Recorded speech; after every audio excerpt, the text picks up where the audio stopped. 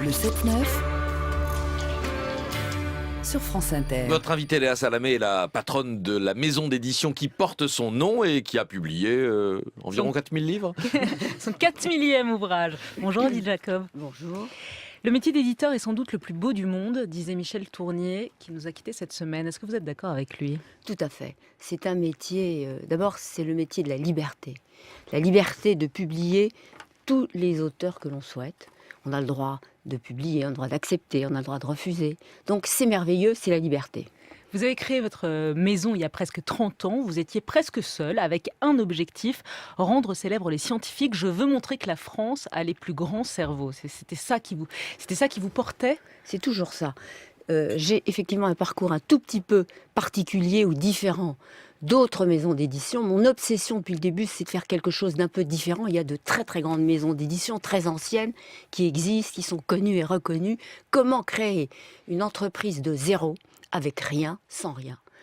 Et je me suis dit, voilà, donc j'ai été étudier aux États-Unis des disciplines qui n'existaient pas en France. C'était le développement de l'enfant, la psychologie cognitive, comment fonctionne le cerveau de l'enfant, comment se passe l'acquisition des concepts chez l'enfant, qu'est-ce qui fait la différence entre le cerveau de l'homme, le cerveau humain, et l'animal le plus proche de nous, le singe. Et on faisait beaucoup de travaux à ce moment-là sur ce qu'on appelle l'éthologie, c'est-à-dire le comportement des singes, des primates. Et alors on apprenait le sign language, le langage des sourds-muets. Et vous avez décidé de l'importer en France, de le J'ai ramener été en obligée de France. revenir en France. J'ai fait une thèse sur la sémantique du développement, l'acquisition des concepts, pourquoi l'enfant apprend à dire fruit, puis ce citron et ce citron-là, dans cet ordre-là. Et tout ça est absolument passionnant, qui est à part génétique, à part culturel. Et donc j'ai été obligée de rentrer en France. Et là, je me suis dit, qu'est-ce que je vais faire ? Ça n'existe pas en France.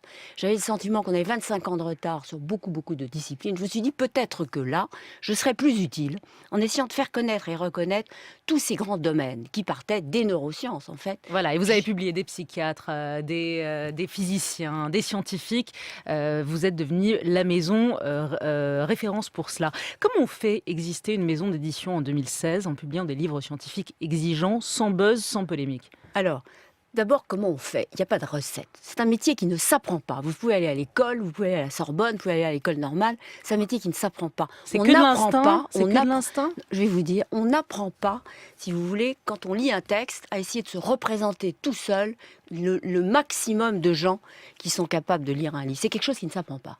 Donc, je portais en moi ces idées-là, et je me suis dit, c'est important que la France entière puisse avoir accès. Donc, il n'y a pas d'un côté l'élite, si vous voulez, à qui serait réservée l'excellence, la science, le savoir, la connaissance, et les autres à qui on donnerait du divertissement bas de gamme, de la médiocrité. Et j'avais cette espèce de grande ambition pour le public que je crois très intelligent et qui a envie de cela. Mais encore aujourd'hui ? Aujourd'hui, quand on dit non... Ça change aujourd'hui ? Est-ce que vous avez l'impression que vous parlez de la médiocrité, du divertissement ? Est-ce que vous avez le monde change et la France change. C'est plus difficile aujourd'hui. Est-ce que c'est plus difficile aujourd'hui de vendre vos livres qu'il y a 10 ans ? Écoutez, pour être tout à fait clair, donc tout évolue très très vite. Il y a ces nouvelles technologies, c'est un autre monde. Donc on n'est pas encore à la fin de ce système-là et au début du nouveau. On est au milieu, mais le livre papier très vivant. Je voudrais dire une chose que peut-être les gens ne savent pas, c'est que 20% donc, des livres numériques sont vendus aux États-Unis et en Angleterre, mais aujourd'hui ils stagnent.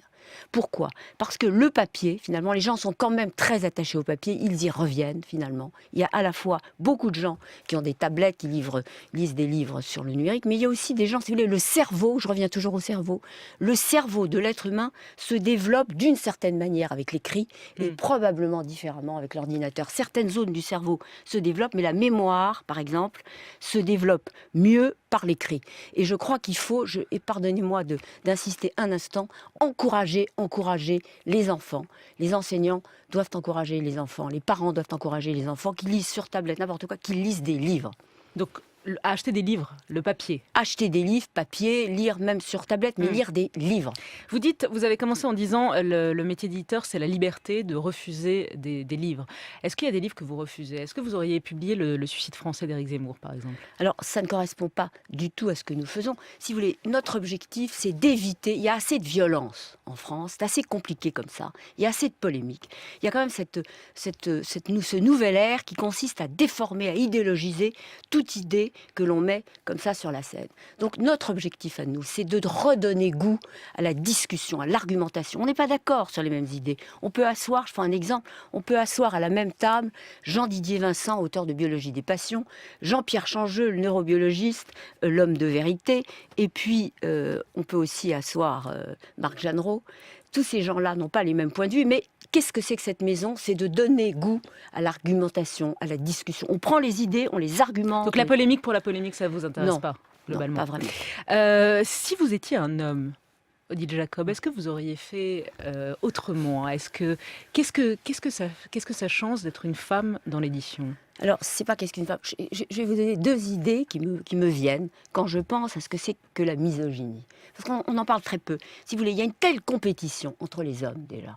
C'est déjà tellement compliqué d'avoir des postes, de pouvoir créer une entreprise pour un homme, de finalement avoir accès. Il y a tellement d'hommes et tellement de compétition et tellement peu de postes et de jobs, si vous voulez, que c'est déjà très difficile pour eux. Donc, ils n'acceptent pas, ou difficilement, qu'il y ait d'autres femmes ou des femmes qui puissent elles-mêmes être compétentes et avoir accès à des postes importants, créer une entreprise. Donc c'était plus difficile ou c'était plus facile au fond? Non, c'est sûrement pas plus facile. Alors la deuxième idée qui me vient sur cette idée de misogynie, c'est important de le dire, c'est que beaucoup d'hommes vous disent évidemment, une femme, si vous voulez, ne réussit pas par ses compétences intellectuelles. Mais d'abord, elle n'a que l'instinct, elle n'est capable que de faire de la littérature qui est bas de gamme. Elle n'a pas la capacité, si vous voulez, conceptuelle. Ces pauvres femmes. C'est pour ça que vous avez voulu vous lancer dans les livres scientifiques, pour que montrer qu'une femme était capable de faire autre chose que de l'instinct et de la médiocrité. Peut-être aussi. Je n'ai pas cette prétention, mais j'avais une vraie ambition. Qu'elle était capable de conceptualiser? Qu'elle était capable de conceptualiser et que le public veut cela. Il a envie de comprendre, il a envie d'apprendre. Il faut lui donner des choses faciles, simples, claires, mais pas des how-to. Il faut lui donner accès à tous, dans tous les domaines du savoir, de la connaissance et de l'éducation. Mais au fond du fond, Odile Jacob, tout ça, c'était pas pour épater votre père, prix Nobel de médecine. Est-ce qu'il n'y a pas quelque chose de cet ordre-là aussi? Alors, on va pas faire de la psychanalyse bas de gamme. Oh. Le père, oui, j'avais la chance d'avoir un père exceptionnel, très grand savant, très préoccupé par son travail, ayant fait de très grandes découvertes très tôt, compagnon de la Libération. Ça marque sûrement une fille quand il n'y a pas d'autres femmes en dehors de ma mère, qui était une très très grande pianiste. On veut sûrement montrer nos capacités.